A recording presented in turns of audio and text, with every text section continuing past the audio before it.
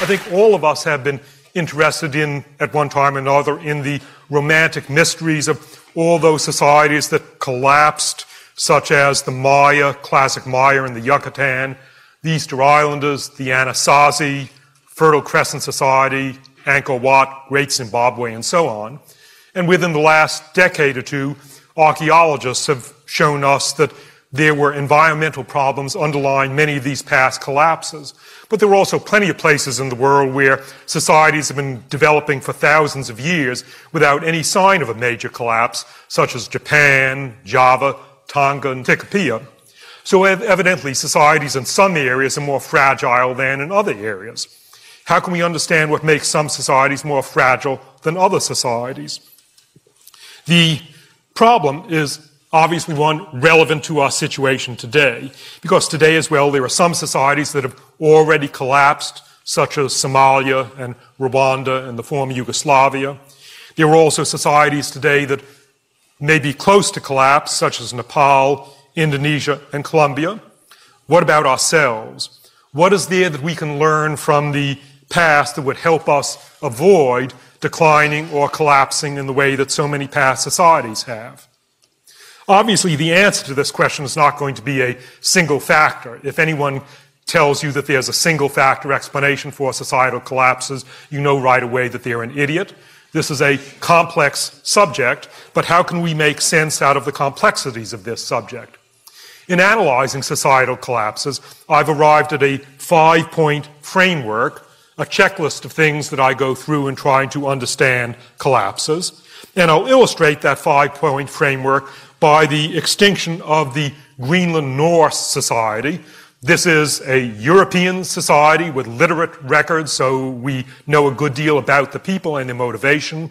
In AD 984, Vikings went out to Greenland, settled Greenland, and around 1450 they died out. The society collapsed, and every one of them ended up dead. Why did they all end up dead? Well, in my 5-point framework, the first item on the framework is to look for human impacts on the environment, people inadvertently destroying the resource base on which they depend. And in the case of the Viking Norse, the Vikings inadvertently caused soil erosion and deforestation, which was a particular problem for them because they required forests to make charcoal, to make iron, so they ended up an Iron Age European society virtually unable to make their own iron. A second item on my checklist is climate change. Climate can get warmer or colder or drier or wetter. In the case of the Vikings in Greenland, the climate got colder in the late 1300s and especially in the 1400s. But a cold climate isn't necessarily fatal because the Inuit, the Eskimos inhabiting Greenland at the same time, did better rather than worse with cold climate, so why didn't the Greenland Norse as well? The third thing on my checklist is relations with neighboring friendly societies that may prop up a society, and if that friendly support is pulled away, that may make a society more likely to collapse. In the case of the Greenland Norse, they had trade with the mother country, with Norway, and that trade dwindled, partly because Norway got weaker, partly because of sea ice between Greenland and Norway. The fourth item on my checklist is relations with hostile societies. In the case of North Greenland, the hostiles were the Eskimos sharing Greenland with whom the Norse got off to bad relationships. And we know that the Inuit killed Norse, and probably of greater importance, may have blocked access to the outer fjords on which the Norse depended for seals at a critical time of the year. And then finally, the fifth item on my checklist is the political, economic, social, and cultural factors in a society that make it more or less likely that the society will perceive and solve its environmental problems. In the case of the Greenland Norse, cultural factors that made it difficult for them to solve their problems were their commitments to a Christian society investing heavily in cathedrals, their being a competitive, ranked chiefly society, and their scorn from the Inuit, for the Inuit, from whom they refused to learn. So that's how the 5-part framework is relevant to the collapse and eventual extinction of the Greenland Norse. What about a society today? For the past 5 years, I've been taking my wife and kids to southwestern Montana, where I worked as a teenager on the hay harvest. And Montana, at first sight, seems like the most pristine environment in the United States, but scratch the surface, and Montana suffers from serious problems. Going through the same checklist, human environmental impacts, yes, acute in Montana. Toxic problems from mine waste have caused damage of billions of dollars. Problems from weeds, weed control, cost Montana nearly $200 million a year. Montana's lost agricultural areas from salinization, problems of forest management, problems of forest fires. Second item on my checklist, climate change. Yes, the climate in Montana is getting warmer and drier, but Montana agriculture depends especially on irrigation from the snowpack. And as the snow is melting, for example, as the glaciers in Glacier National Park are disappearing, that's bad news for Montana irrigation agriculture. Third thing on my checklist, relations with friendlies that can sustain the society. In Montana today, more than half of the income of Montana is not earned within Montana, but it's derived from out-of-state, transfer payments from Social Security, investments, and so on, which makes Montana vulnerable to the rest of the United States. Fourth, relations with hostiles. Montanans have the same problems as do all Americans in being sensitive to problems created by hostiles overseas, affecting our oil supplies and terrorist attacks. And finally, last item on my checklist, question of how political, economic, social, cultural attitudes play into this. Montanans have long-held values which today seem to be getting in the way of their solving their own problems. Long-held devotion to logging and to mines and to agriculture and to no government regulation. Values that worked well in the past but that don't seem to be working well today. So I'm looking at these issues of collapses for a lot of past societies and for many present societies.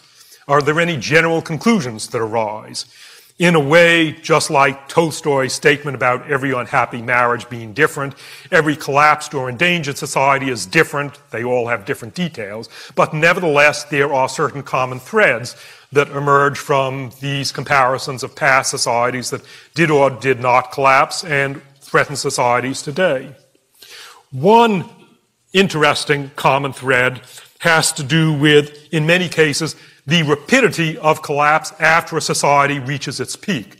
There are many societies that don't wind down gradually, but they build up, get richer and more powerful, and then within a short time, within a few decades after their peak, they collapse. For example, the classic lowland Maya of the Yucatan began to collapse in the early 800s, literally a few decades after the Maya were building their biggest monuments and Maya population was greatest.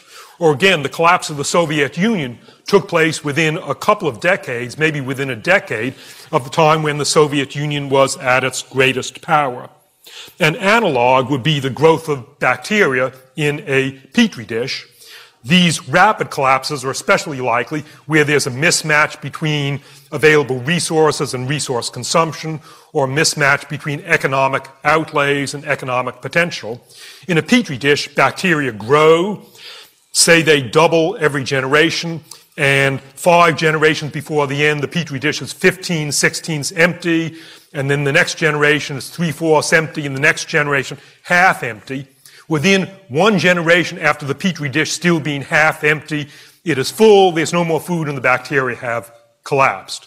So this is a frequent theme. The societies collapse very soon after reaching their peak in power.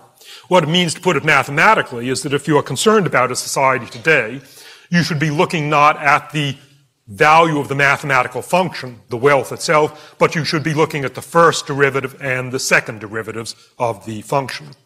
That's one general theme. A second general theme is that there are many, often subtle, environmental factors that make some societies more fragile than others, and many of those factors are not well understood. For example, why is it that in the Pacific, of those hundreds of Pacific islands, why did Easter Island end up as the most devastating case of complete deforestation? It turns out that there were about 9 different environmental factors, some rather subtle ones, that were working against the Easter Islanders. and they involve fallout of volcanic tephra, latitude, rainfall. Perhaps the most subtle of them is that it turns out that a major input of nutrients, which protects island environments in the Pacific, is from the fallout of continental dust from Central Asia. Easter of all Pacific islands has the least input of dust from Asia, restoring the fertility of its soils, but that's a factor that we didn't even appreciate until 1999. So, some societies, for subtle environmental reasons, are more fragile than others. And then, finally, another generalization, because I'm now teaching a course at UCLA to UCLA undergraduates on these collapses of societies. What really bugs my UCLA undergraduate students is, how on earth did these societies not see what they were doing? How could the Easter Islanders have deforested their environment? What did they say when they were cutting down the last palm tree? Didn't they see what they were doing? How could societies not perceive their impacts on the environment and stop in time? And I would expect that if human civilization carries on, then maybe in the next century, people will be asking, why on earth did these people today in the year 2003 not see the obvious things that they were doing and take corrective action? It seems incredible in the past. In the future, it'll seem incredible what we are doing today. And so I've been trying to develop a hierarchical set of considerations about why societies fail to solve their problems, why they fail to perceive the problems, or if they perceive them, why they fail to tackle them, or if they fail to tackle them, why they fail to succeed in solving them. I'll just mention two generalizations in this area. One blueprint for trouble, making collapse likely, is where there's a conflict of interest between the short-term interests of the decision-making elites and the long-term interests of the society as a whole, especially if the elites are able to insulate themselves from the consequences of their actions. Where what's good in the short run for the elite is bad for the society as a whole, there's a real risk of the elite doing things that will bring the society down in the long run. For example, among the Greenland Norse, a competitive rank society, what the chiefs really wanted is more followers and more sheep and more resources to outcompete the neighboring chiefs. And that led the chiefs to do what's called flogging the land, overstocking the land, forcing tenant farmers into dependency. And that made the chiefs powerful in the long run, but led to the society's collapse in the short run, but led to the society's collapse in the long run. Those same issues of conflicts of interest are acute in the United States today, especially because the decision makers in the United States are frequently able to insulate themselves from consequences by living in gated compounds, by drinking bottled water, and so on.